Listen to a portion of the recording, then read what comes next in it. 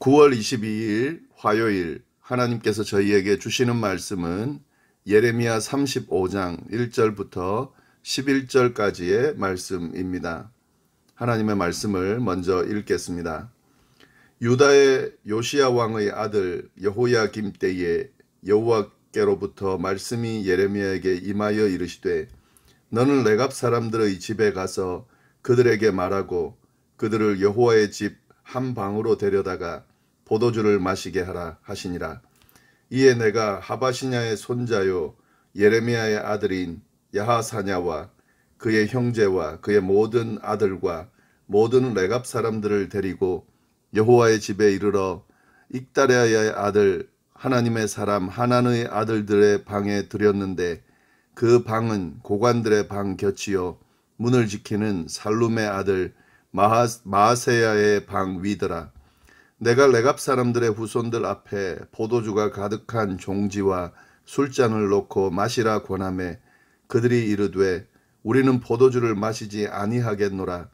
레갑의 아들 우리 선조 요나답이 우리에게 명령하여 이르기를 너희와 너희 자손은 영원히 포도주를 마시지 말며 너희가 집도 짓지 말며 파종도 하지 말며 포도원을 소유하지도 말고 너희는 평생 동안 장막에 살아라. 그리하면 너희가 머물러 사는 땅에서 너희 생명이 길리라 하였으므로 우리가 레갑의 아들 우리 선조 요나답이 우리에게 명령한 모든 말을 순종하여 우리와 우리 아내와 자녀가 평생 동안 포도주를 마시지 아니하며 살 집도 짓지 아니하며 포도원이나 밭이나 종자도 가지지 아니하고 장막에 살면서 우리 손조 요나답이 우리에게 명령한 대로 다 지켜 행하였노라.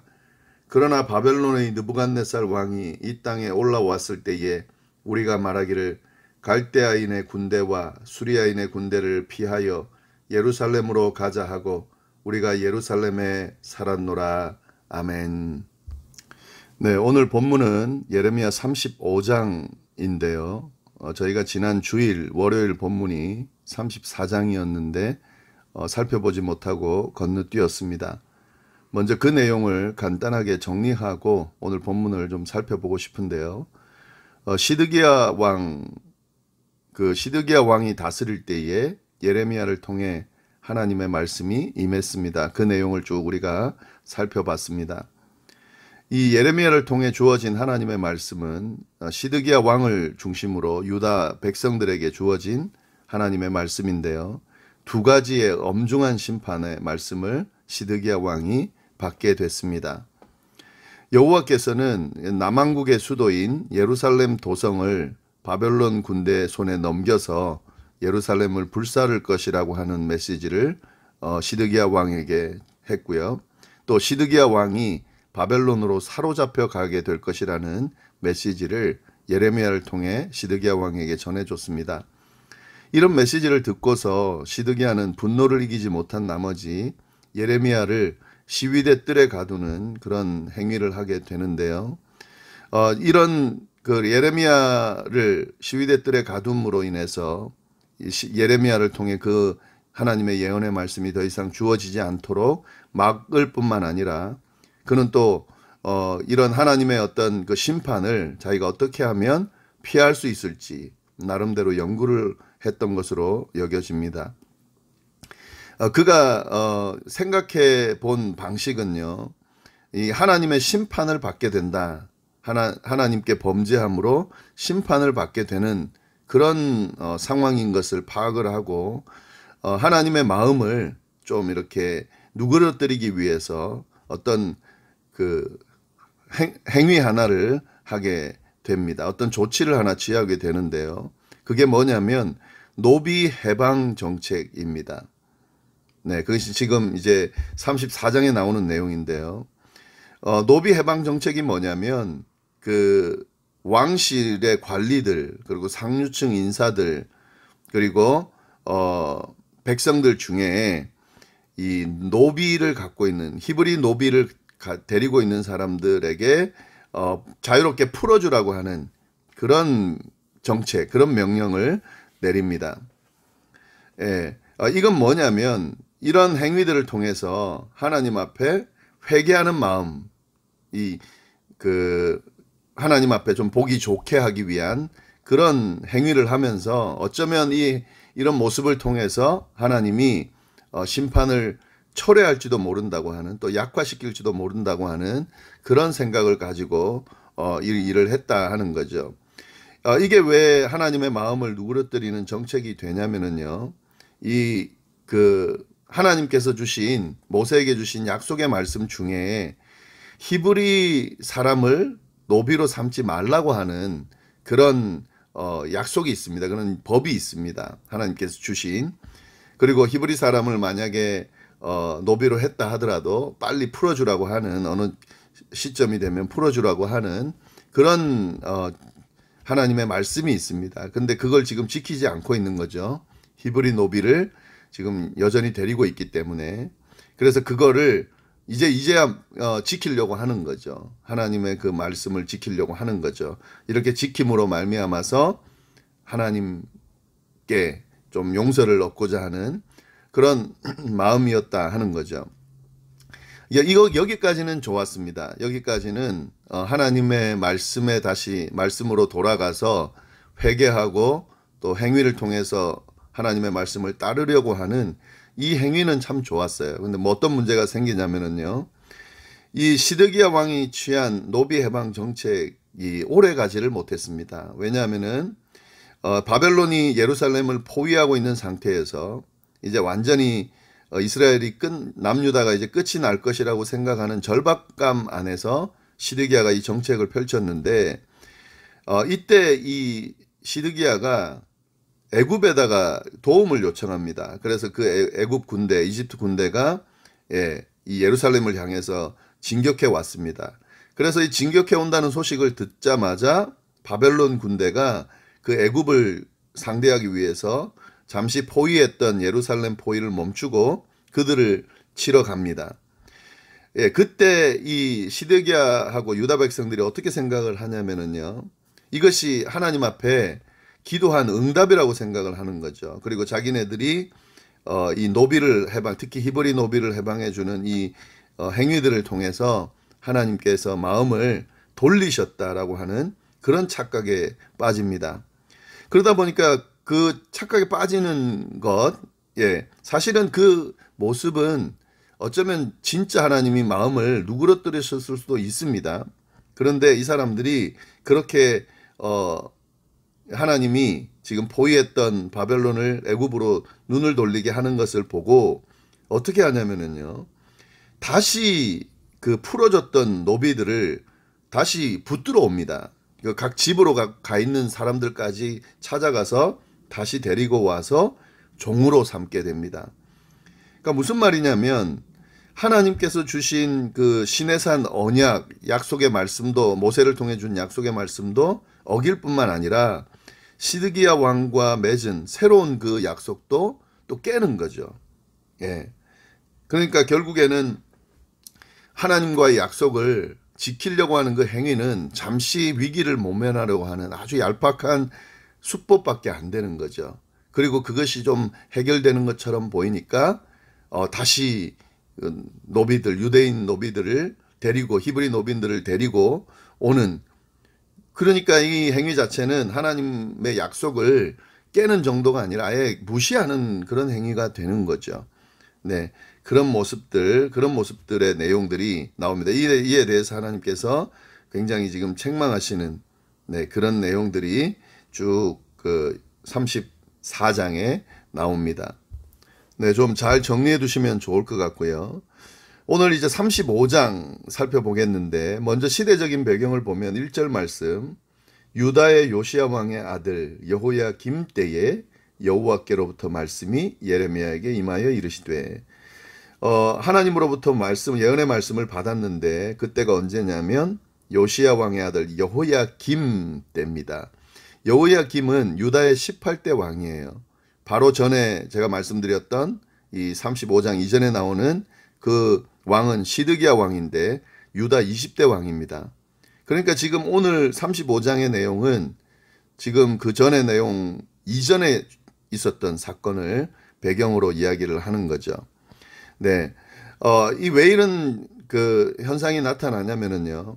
26장, 예레미야 26장부터 45장까지가 역사적인 흐름을 따라 하나님께서 주신 예언의 말씀을 기록하고 있다. 이렇게 제가 말씀을 드렸는데, 그중 첫 번째 부분인 26장부터 36장까지 그 안에 담겨 있는 내용의 구조를 보면은요. 전반적으로 여호야김 시대에 관한 말씀이에요. 26장부터 36장까지 시대적인 배경은 유다의 18대 왕이었던 여호야김 시대에 관한 말씀이에요. 그런데 저희가 중간에 시드기야 시대를 살펴봤던 건 뭐냐면, 시드기야 시대의 그 예언의 내용이 지금 삽입이 되어 있는 겁니다. 그러니까 구조적으로 정리를 하면 이렇게 되겠네요. 26장부터 27장까지는 여호야김 세대고, 28장부터 34장까지는 시드기야 시대고, 다시 오늘 35장부터 36장까지는 여호야김 시대에 대한 예언의 말씀이다라고 하는 걸 보면은, 시드기야 시대가 28장부터 34장이 그 안에 삽입되어 있는 거죠. 그러나 여호야김 시대도, 시드기야 시대도 다 바벨론의 느부갓네살 왕이 군대를 이끌고 예루살렘을 공격해 왔기 때문에 좀 분위기가 비슷해 보입니다. 그러나 요 시대적인 배경이 다르다는 것을 좀 구분하면서 말씀을 볼 필요가 있습니다. 네, 35장, 36장 다시 여호야김 시대로 다시 돌아왔는데요. 헷갈리시면 안 됩니다. 우리 이전에 28장부터 34장까지 나눴던 그 내용은 유다의 마지막 왕인 시드기야 때 왕시대다라고 하는 것, 좀 구분하시고, 오늘 35장, 36장은 여호야김 시대, 18대 왕 시대 때 일어난 예언의 말씀, 그 사건들이라는 사실 구분하면서 말씀을 좀 보시면 좋겠습니다. 35장 그 내용이 뭔가 하는 거죠. 35장은 크게 두 가지 내용으로 나눠지는데요. 그 내용이 뭐냐면, 이 유다 사람들, 지금 살고 있는 유다 사람들, 그리고 유다 사람들과 어떤 한 사람들을 비교를 합니다. 그 대상이 누구냐면 레갑 사람들이라고 하는 사람들이에요. 유다 사람들과 레갑 사람들을 비교하면서 하나님의 말씀이 선포되고 있습니다. 오늘 본문인 1절부터 11절까지가 레갑 사람들에 대한 소개가 나옵니다. 그리고 내일 본문인 12절부터 19절까지가 유다 사람들을 레갑 사람들과 비교하면서 그 내용을 쭉 이야기하고 있습니다. 2절 말씀을 보시면은요. 너는 레갑 사람들의 집에 가서 그들에게 말하고 그들을 여호와의 집 한 방으로 데려다가 포도주를 마시게 하라 하시니라. 이것이 예레미야에게 임한 그 예언의 말씀, 하나님의 말씀이에요. 그 내용이 아주 간단한데, 레갑 사람들의 집에 가서 그들에게 말을 하라는 거예요. 그들을 또 여호와의 집 한 방으로 데려와서 포도주를 마시게 하라. 이게 예언의 말씀이에요. 그러면 그 레갑 사람들이 누군가 하는 것이 좀 궁금하시겠죠. 이 레갑 사람들은 원래 북이스라엘 사람들입니다. 지금 여긴 남유다인데요. 북이스라엘이 아수르에게 멸망할 때에 이 레갑 사람들이 남유다로 피난해 와서요. 그 남유다 변방에서 살고 있었습니다. 이들은 유목민입니다. 유목민. 예. 네, 이 사람들에 대한 내용이 3절에 나오는데요. 내가 하바시냐의 손자요 예레미야의 아들인 야사냐와 그의 형제와 그의 모든 이들과 모든 레갑 사람들을 데리고, 네, 이게 지금 족보같이 이렇게 쭉 그 이야기가 나오는데, 여기서 예레미야는 그 예언하는 예레미야랑 다른 사람입니다. 그건 좀 아시면 좋을 것 같고요. 이 사람들을 데리고 와서 여호와의 집 한 방으로 데리고 와라. 4절 말씀 보시면은 여호와의 집에 이르러 익달의 아들 하나님의 사람 하난의 아들들의 방에 들였는데, 지금 그 여호와의 말씀대로 여호와의 집 한 방으로 데려왔는데, 그 방이 뭐냐면 하나님의 사람 하난의 아들들 방으로 데리고 온 거죠. 그 방은 고관들 방 곁에 있거나 문을 지키는 살룸의 아들 마아세의 방 위에 있다. 요 방도 설명이 잘 되어 있습니다. 이 하나는 누구냐면 하나님의 사람인데 예레미야의 동역자입니다. 이 사람도 아마 선지자였던 것 같은데요. 예레미야의 동역자, 그러니까 하나님의 말씀을 함께 전하는 그 동역자들의 아들들의 방. 여기서 아들들이라고 하는 것은 친아들일 수도 있고요, 제자들일 수도 있습니다. 여하튼 그 방 안에다가 그 하나님 말씀하신 것처럼 레갑 사람들을 데리고 왔습니다. 그리고 5절 말씀 보시면은 내가 레갑 사람들의 후손들 앞에 포도주가 가득한 종지와 술잔을 놓고 마시라 권했다. 그러니까 하나님이 주신 예언의 말씀대로 지금 하는 거죠. 레갑 사람들을 데리고 와서 이 여호와의 집 방에다가 이들을 데리고 들어가서 포도주를 마시게 하는 이 말씀대로 지금 예레미야가 하고 있다 하는 거죠.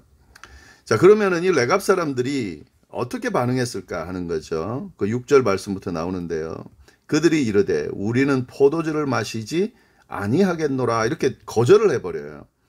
지금 이 예레미야가 하고 있는 이 행위는 하나님의 말씀을 통해서 받은 그 말씀대로 지금 행하고 있는데, 이 레갑 사람들이 그것에 대해서 거부를 합니다. 포도주를 마시지 않겠다, 이렇게 이야기를 하고 있습니다. 왜 이 포도주를 마시지 않겠냐라고 대답을 하냐면 그 내용을 자세하게 설명해 주고 있습니다. 그 뒤에 보면 레갑의 아들 우리 손조 요나답이 우리에게 명령하여 이르기를 너희와 너희 자손은 영원히 포도주를 마시지 말며. 지금 이 포도주를 마시지 않는 이유가요, 레갑, 이들의 손조죠. 레갑의 아들 우리의 손조 요나답이 우리에게 명령하기를 포도주 마시지 말아라, 너희와 너희 자손은 영원히 포도주를 마시지 말라고 말했다 하는 거죠. 이 요나답은 4가지를 멀리하라고 그렇게 당부를 했는데, 포도주 마시지 말란 말 나오고 7절 말씀 보면 집도 짓지 말고 파종도 하지 말며 포도원을 소유하지 말아라 하는 거죠. 이 요나답의 명령인데, 그 명령, 왜 그렇게 하면 어떻게 사냐면 그리하면 너희가 평생 동안 장막에 살아라, 이 말은 유목민으로 살아라 하는 거죠. 이 농경 정착 문화를 멀리하라는 그런 의미입니다.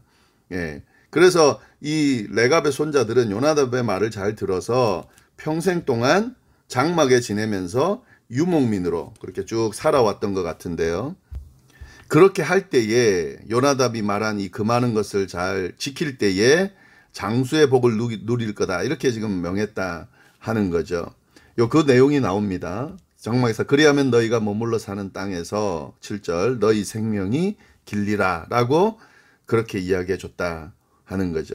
그래서 우리가 8절 레갑의 아들 우리 손조 요나답이 우리에게 명령한 대로 모든 말을 순종하여 우리와 우리 아내가 자녀가 평생 동안 포도주도 마시지 아니했고 살 집도 짓지 아니하며 포도원이나 밭이나 종자도 가지지 아니하고 장막에 살면서 우리 손조 요나답이 우리에게 명령한 대로 다 지켜 행했다. 그렇게 살아왔기 때문에 지금 포도주를 마시라고 하는 이 권유를 우리가 받아들일 수 없다라고 이야기하고 있는 거죠.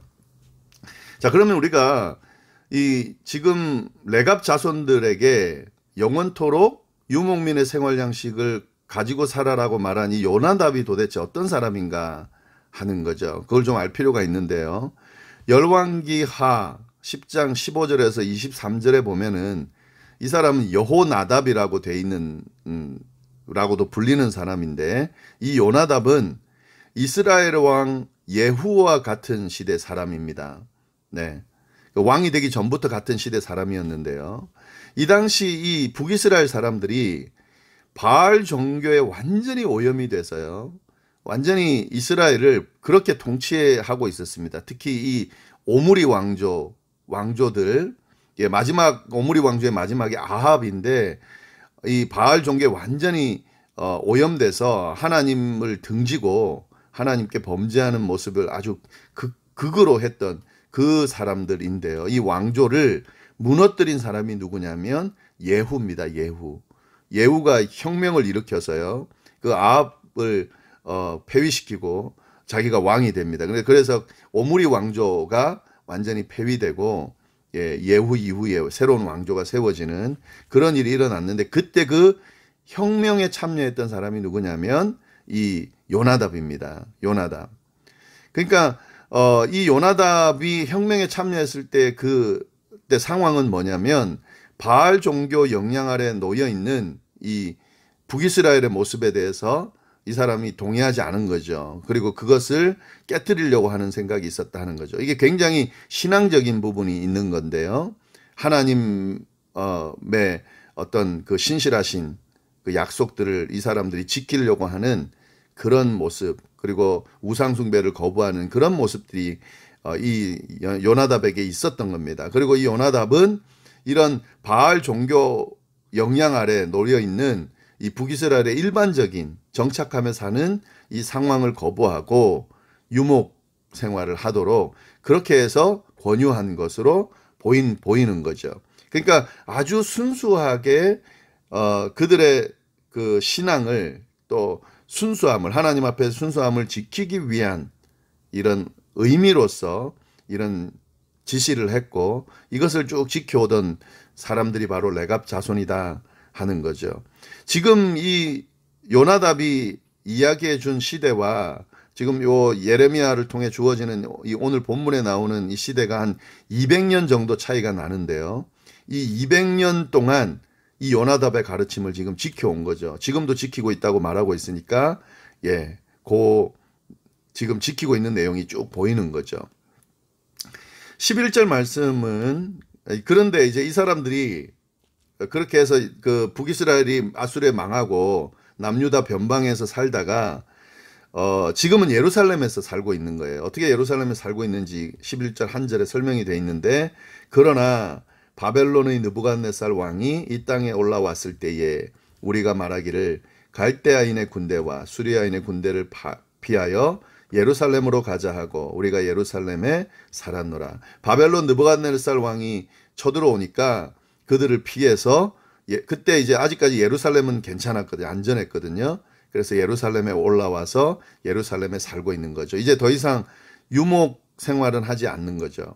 그러나 예루살렘에 들어와서 지금 살고 있는 거죠. 그러나 예루살렘 도성 안에 살고 있으면서도 이 사람들은 유목민으로 살던 그 생활 양식, 요나답에 의해 선조 요나답에 의해서 주어진 그 명령을 계속 지키고 있다 하는 거죠. 그러니까 지금 이 포도주를 마시라고 하는 이 말을 여전히 받아들이지 않고 자기가 포도주를 마시지 않아야 된다고 하는 그 명령을 또 그 습관, 생활 습관을 지금 지키고 있는 거죠. 하나님께서 이 레갑 사람들을 여호와의 집 한방으로 데려와서 포도주를 마시게 하라고 명령한 것은 이거를 통해서 이런 모습을 통해서 지금 유다 사람들에게 가르쳐 주고자 하는 그런 시험하고자 하는 그런 의미가 이 안에 있는 겁니다. 예, 이 레갑 사람들을 시험했는데 불구하고 그들의 신실함을 지키는 그 모습과 예루살렘에 살고 있으면서 하나님의 말씀을 지키지 않고 하나님 앞에 신실하지 못한 모습으로 살아가는 유다 사람들과 비교하면서 어떻게 살아야 하는 건지 뭐가 잘못된 건지를 분명하게 가르쳐 주고자 하는 의도가 이 그 레갑 사람들을 통해 주어진 하나님의 말씀 안에 담겨진 의미다 하는 거죠. 신실함을 지키는 이 레갑 사람들의 삶과 신실하지 못한 유다 백성들의 삶을 비교하면서 하나님의 백성이 어떻게 사는 것이 옳은 것인가 라고 도전하는 그런 내용이 오늘 본문 안에 나온다 하는 거죠. 좀 잘 비교해 보면서 나의 삶은 어떠해야 하는지 좀 잘 돌아볼 수 있기를 바랍니다. 이제 내일 본문을 보면은 이 레갑 사람들을 기준으로 해서 유다 사람들에게 쭉 그 지적을 하는데요. 그 내용은 내일 살펴보도록 하고, 오늘 말씀 다시 한번 잘 정리하면서 또 마음속에 잘 그 말씀 또 하나님이 주시는 깨달음들 잘 정리해서 새길 수 있기를 간절히 바랍니다. 기도하겠습니다. 하나님 아버지 감사합니다. 오늘 또 귀한 말씀 주셔서 감사하고 하나님의 말씀 앞에 서서 또 우리의 삶을 돌아볼 수 있도록 인도해 주셔서 감사합니다. 하나님 앞에 우리가 신실함을 지키고 살아야 하는데 그렇지 못한 모습이 많아서 참 하나님께 죄송합니다. 하나님 도와주셔서 우리가 레갑 사람처럼 하나님께서 주신 그런 지켜야만 하는 그런 신실한 약속들을 잘 지켜나가는 저희가 될 수 있도록 인도하여 주옵소서. 오늘 하루도 또 이번 한 주도 하나님의 말씀과 더불어 주님 주시는 은혜 안에 머무는 저희 모두가 될 수 있도록 인도하여 주옵소서. 감사드리며 예수님의 이름으로 기도드립니다. 아멘.